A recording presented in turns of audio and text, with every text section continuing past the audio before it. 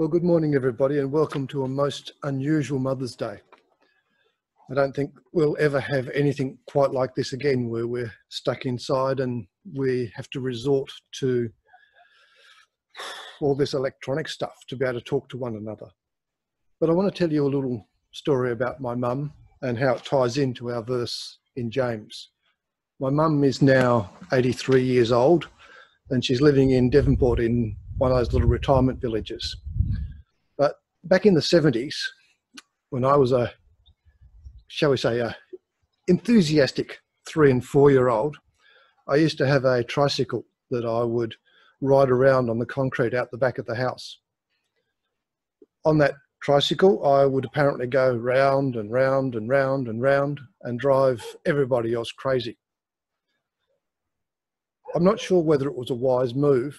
I'm pretty sure it wasn't, but they got an old kettle cord and tied to the back of the tricycle to the little rear axle, so the end of the cords would bounce on the concrete behind me as I would ride around. One day I decided, in my great wisdom, to take the cord off the back of the tricycle, to go get a bucket, put water in it, grab the cord, plug it into a power point, and put the other end into the power point. I blew myself across the room, electrocuted myself, caused all sorts of damage. When my mum found me, I don't know what state I was in. She had no driver's license, couldn't take me to a hospital or anything.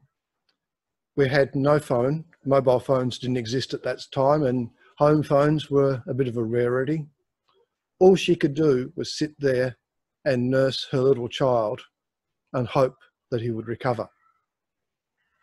As I came to and started to try and get up and do things, one of the things that was evident was that my speech had gone from a normal 4-year-old to being so full of stuttering that not a single word could be understood.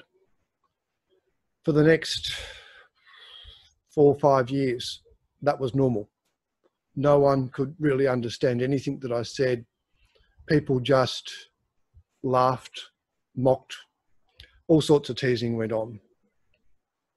But I want to just ponder the question, how does a mum feel knowing that a gift that you gave for a bit of fun would cause this damage?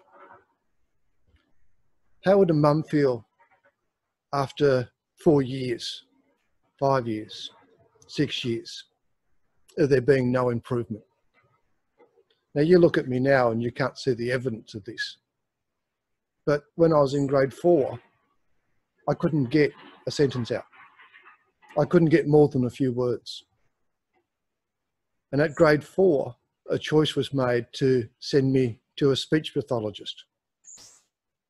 For the next 2 years, I went there every week to learn how to speak properly again. And at the end of those 2 years, by grade 6, I got my first sentence out. And everybody went, wow, there is hope. Something can go on. But my family were a single income family, living in an old house and struggling. The choice for them to spend what little money they had to send me to see a speech pathologist was a massive decision. It was one that was full of risk, because once they spent the money in this area, they couldn't spend it on other things. So there was a lack of food, clothing, and all sorts of things.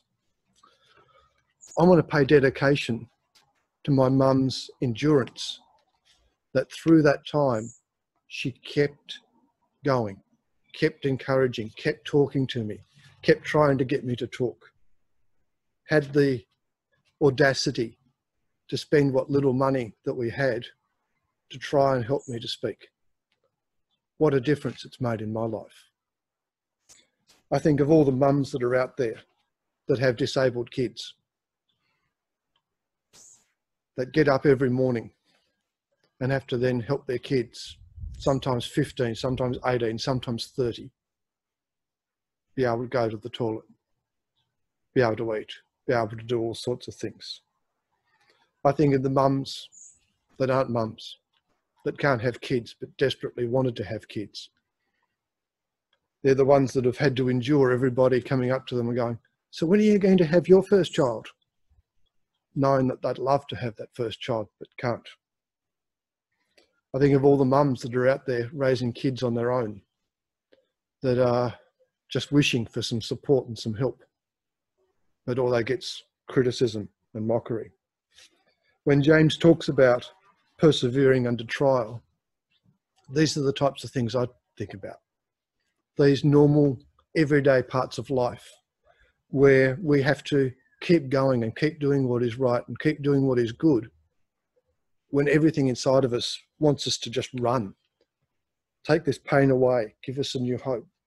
I think about the spouses out there that are caring for their other who's had an injury, who's got a chronic illness, and for those that are not going to recover without supernatural intervention. And when you get married, you have hopes, you have dreams, you have all these ideas of what would happen. But what if that's taken away and instead you get a lifetime of caring for somebody?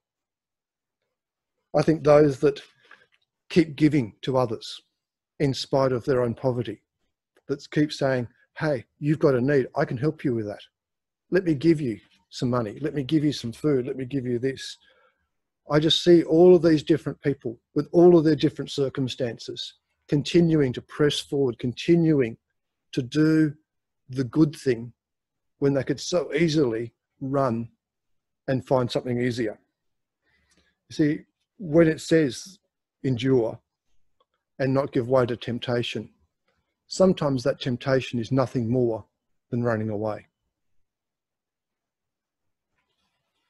It is amazing how many people stand and continue to do what needs to be done in spite of the pressure.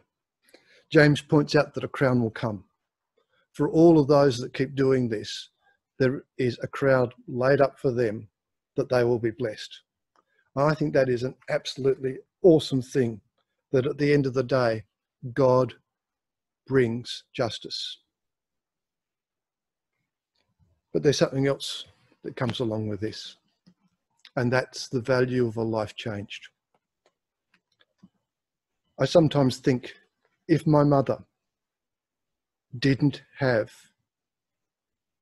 the hope that I could recover and didn't spend that money when I was in grade 4 and grade 5, when there were still little results, where would I be today? The boy that couldn't speak. But she did spend that money. And now I do have a voice, and I can share that story with you. I hope it blesses you this morning.